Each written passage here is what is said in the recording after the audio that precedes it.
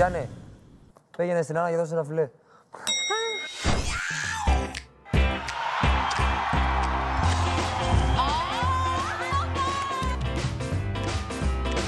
Πάρε λίγο αλεύρι και πέτα του στην Ολυμπία.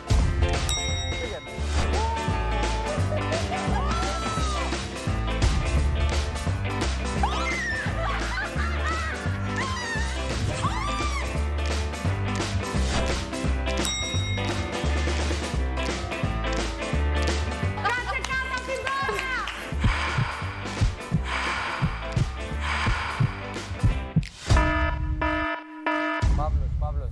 Πάμε κάτσουμε πάνω να δούμε. Τερζό.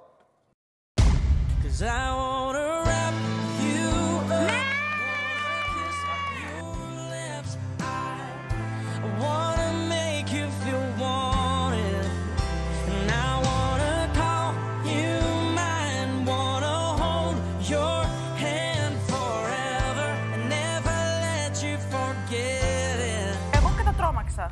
Με τον Τερζόπουλο. Ναι. Εγώ πάω όποτε μιλάω με κάποιον, το κοιτάω πάντα στα μάτια. Δεν κατάφερα να το κοιτάξω το δευτερόλεπτο.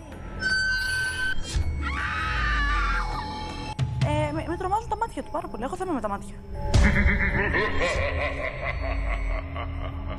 Μπιλ, τώρα που μπήκε ο Τερζόπουλος και διεκδικεί την Κατερίνα, το έχει πει. Εσύ έχεις κάνει πάσο από χθες, έτσι κι αλλιώς είπες, ότι έχεις τελειώσει.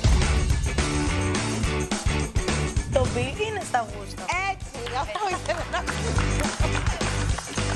Πώς φαίνεται ο Παύλος? Είναι τρομακτικός. Τι εννοείς τρομακτικός? Καλά, σαν δρακουμέλη είναι το ναι, άμα σε κοιτάει στα μάτια.